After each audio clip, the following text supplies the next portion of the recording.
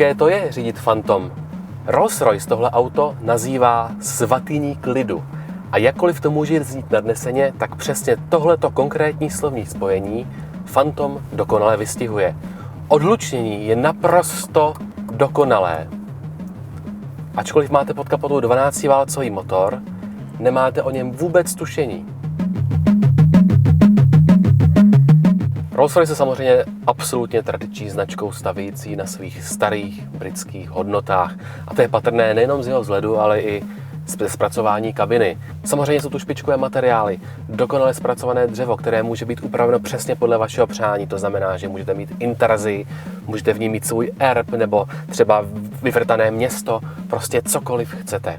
No ale samozřejmě se myslí i na moderní dobu. Takže například Rolls-Royce má odkládací prostor na smartphone. Můžete si ho uložit sem do této dřevěné mističky a máte ho pevně pod kontrolou.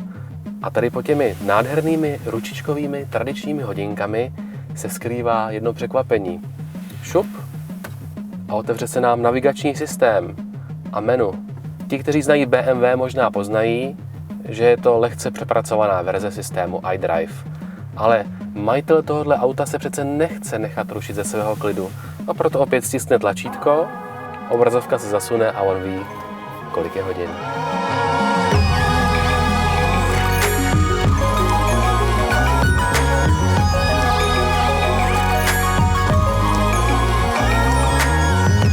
Ačkoliv je tohle auto obrovské a těžké, tak rozhodně není pomalé. 100 zvládne pokořit za 5,9 sekundy a maximální rychlost je 240 km za hodinu. Jenže já si myslím, že majitele tohoto vozu to až zas tak vůbec zajímat nemusí, protože ten, kdo tohle auto vlastní, tak na žádnou schůzku nespěchá. Naopak, čeká se, až se laskavě dostaví sám.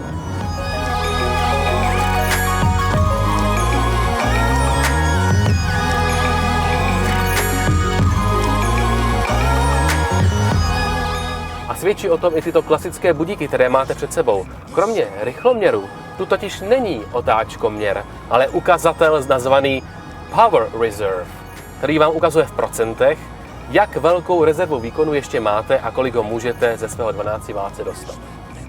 A můžu vám říct, že většinu času se budete pohybovat ještě s 90% rezervou, úplně běžně.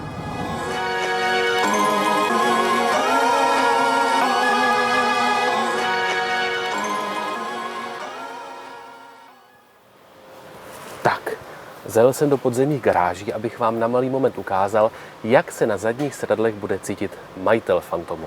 Určitě si tady užije dokonalé pohodlí.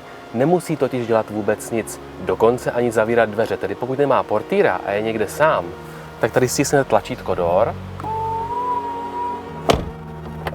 a dveře se pro něj sami zavřou.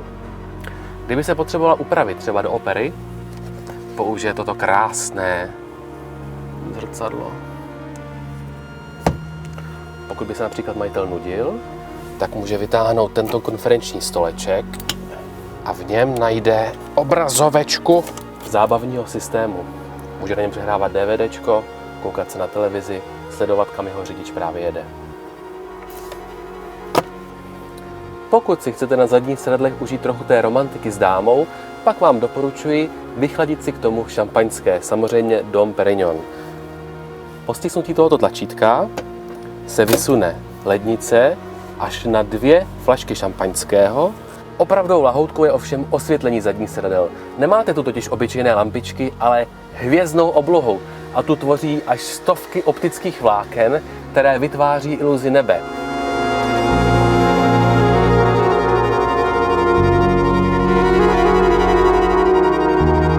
Dva lidé pracují 17 hodin, aby pro vás připravili tuto hvězdnou oblohu.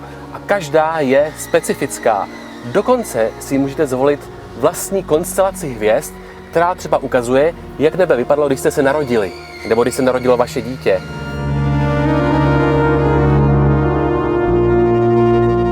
Zejména dámy ocení tyto úžasné koberečky, které jsou dělané ze vlny speciálně vybraného plemene britských ovcí.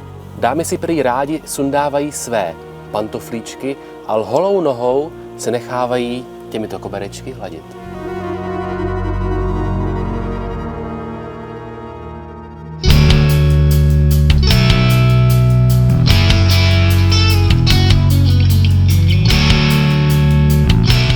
Řídit Rolls je opravdový požitek a cítíte se jako v 7. nebi. A máte vždycky před sebou jeden objekt, který vám bude připomínat, že sedíte v opravdu výjimečném voze.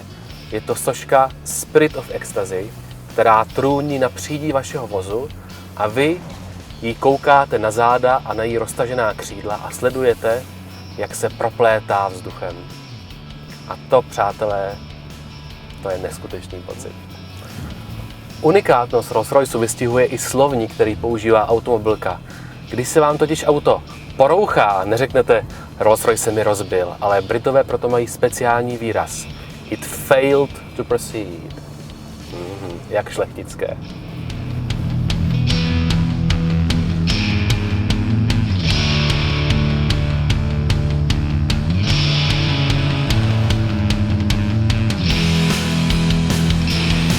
Určitě vás zajímá, kolik Phantom stojí, ale to je špatně. Opravdový gentleman se přece na cenu nikdy neptá.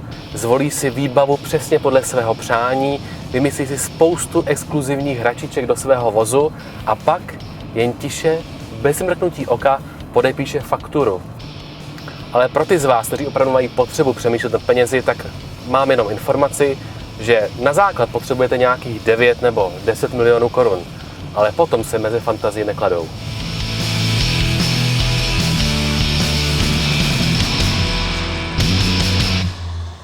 Víte, Rolls-Royce Phantom není ani nejdražší, ani nejrychlejší auto na světě, ale je něčím unikátní. Dává vám totiž jedinečnou možnost vychutnat si a schopnosti lidí, kteří jej stavili ručně. A bude vás hýčkat po celou dobu, co ho budete mít tichem a pohodlím. A i proto si myslím, že je to nejúžasnější auto na světě.